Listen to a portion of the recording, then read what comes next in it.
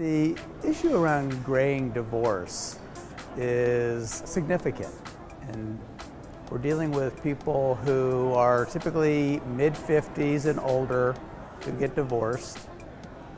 The size of the population is actually increasing. Right now, it's somewhere between 25 and 30% of the people over age 55 are likely to go through a divorce.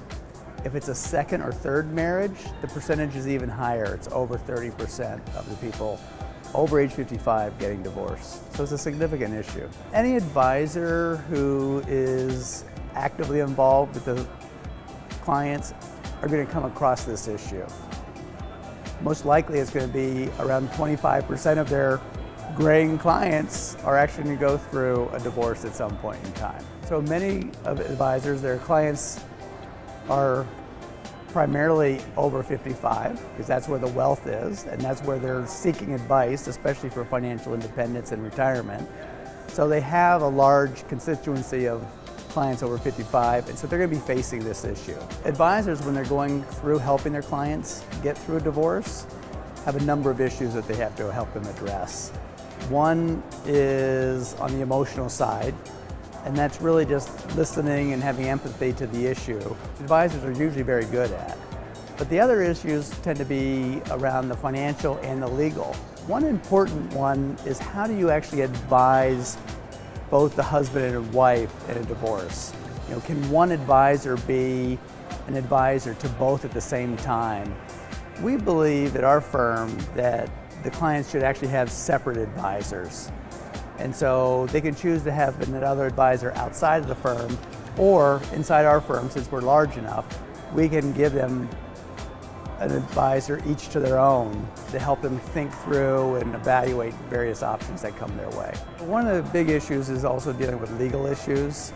And the best way that we've found to deal with it is make sure you have a clear agreement, literally a written agreement, not just a verbal agreement, but a written agreement with the client and saying this is what we're going to be providing with you. But also to make sure everything's transparent. So what we have done in our firm is that when we're sharing information with one spouse, if the other spouse is also a client, then the information will also be shared with them or their legal counsel.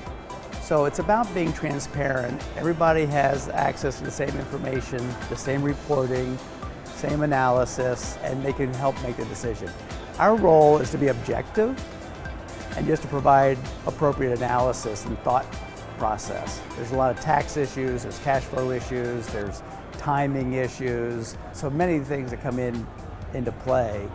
They need independent counsel to get them there. I'm working on a book, and the book is about people who are in retirement or approaching retirement to be thinking about issues that could cause them to trip them up in retirement. So how would they fail in retirement versus flourish? And so there's a lot of issues. Divorce is one of the big ones, and we know a high percentage of our clients are going to go through that. But there's other issues like letting your children go. We see a lot of times where the parents they keep helping them along and helping the children to their own detriment.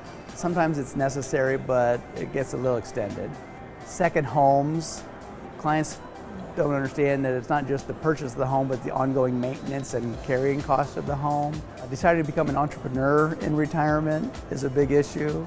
It's okay if you want to be on a board of a company, but if you start a company that has a lot of capital requirements, we've seen those have huge challenges. Client wants to have a winery or wants to start a restaurant. It's always been a passion. Those could be challenges for people going through it. So the book's going to cover 9 different primary areas of how people fail or get tripped up in retirement. It's going to be for both the consumer and for the advisor. The advisor can use it to open up the conversations with their clients. And it's hard sometimes, these conversations, so use the book to begin the conversation.